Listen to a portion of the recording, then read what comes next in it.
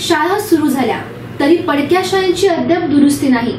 जून संपत आला तरी पाणी टंचाई कामांचे प्रस्ताव अजून मंजूर नाहीत। आरोग्य सुविधांचे तर केव्हाच 12 वाजले। काही अधिकाऱ्यांच्या बेजबाबदारपणामुळे आज आंधळ दळतंय आणि पुत्र पीठ खातंय अशी अवस्था आहे। जनतेच्या जीवाशी खेळणारे अधिकारी कोकणात खरंच नोकरीसाठी आलेत की पिकनिकला, हा प्रश्न आज जोरदार चर्चेत आहे। पाहूया स्पेशल रिपोर्ट। हा आठवडा जिल्ह्यासाठी मीटिंग वीक होता। अनेक महत्त्वाच्या मीटिंग पार पडल्या, मात्र त्यात काहीच महत्त्वाचं झालं नाही। झेडपीच्या नियोजन मीटिंगला हॉट विषय होता तो महामार्गाच्या निकृष्ट कामाचा।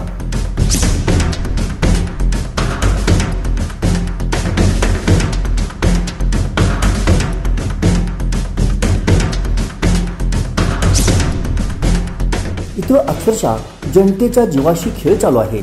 दिलेल्या आश्वासनानुसार काम होत नाही, वरून लोकांचे जीव घेतले जात आहेत। जनता रस्त्यावर उतरली आहे, मात्र त्या दिलीप बिल्डकॉनच्या मुजोरगिरीला चव्हाट्यावर आणण्यासाठी आमचे प्रतिनिधी मीटिंगचीच का वाट पाहतात, हे सामान्य माणसाला पडलेलं मोठं कोड आहे।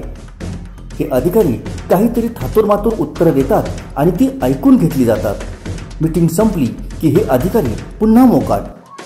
हीच अवस्था शिक्षण आणि आरोग्य विभागाची। पडक्या शाळांची दुरुस्ती अद्याप नाही।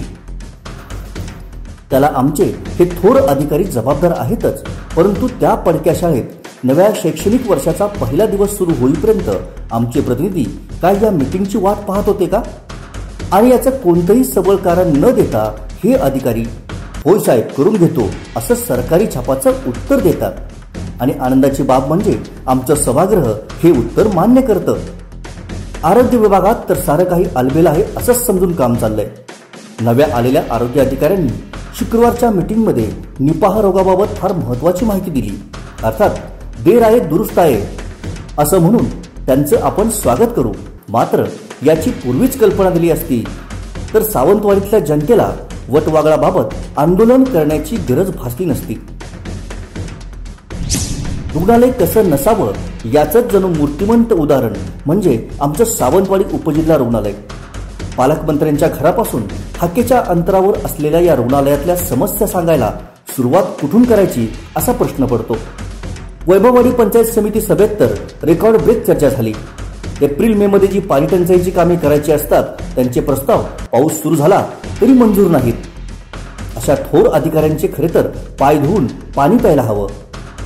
ऑफिसमधल्या पंख्याखाली बसून यूट्यूबवर पिक्चर पाहत टाइमपास करणाऱ्या या अधिकाऱ्यांना पडक्या शाळेतल्या मुलांची अवस्था, रांगेत बसून तरपडणाऱ्या रुग्णांची तळमळ आणि पाण्यासाठी वनवन भटकणाऱ्या जनतेची तहान समजणार तरी कशी? हे अधिकारी खरंच प्रामाणिकपणे कर्तव्य बजावण्यासाठी इथं आलेत की कोकणात पिकनिकसाठी आलेत याची खरं तर खातरजमा करून घ्यायला हवी। थातुरमातुर आणि सरकारी छापाची उत्तरं देणाऱ्या अधिकाऱ्यांना जनतेच्या समोर बसवा आणि त्यांच्या प्रश्नांची उत्तरं द्यायला लावा। आज सामान्य कोकणवासियांना इतक्या समस्या भेडसावत आहेत, तरीही हे अधिकारी सरकारी छापाची उत्तरं देऊन मीटिंग मारून नेतात आणि प्रतिनिधी त्यांना मोकळे सोडून देतात। हे चालणार तरी किती दिवस? अनेक दिग्गज नेत्यांच्या उत्कृष्ट प्रशासकीय वजनाची या जिल्ह्याला परंपरा आहे। त्यांच्या नावानं राजकारण करणारेही ही परंपरा विसरले की काय असा प्रश्न आता जनतेतून विचारला जातोय। मुजोर आणि कोकणात पिकनिकला आलेल्या अशा अधिकाऱ्यांना एकदाच काय ते कोकण दर्शन घडवून आणा आणि कायमचा घरचा रस्ता दाखवा, तरच कोकणवासियांना त्यांचे मूलभूत अधिकार पदरात पडतील। Bureau report, Sindhudurg live.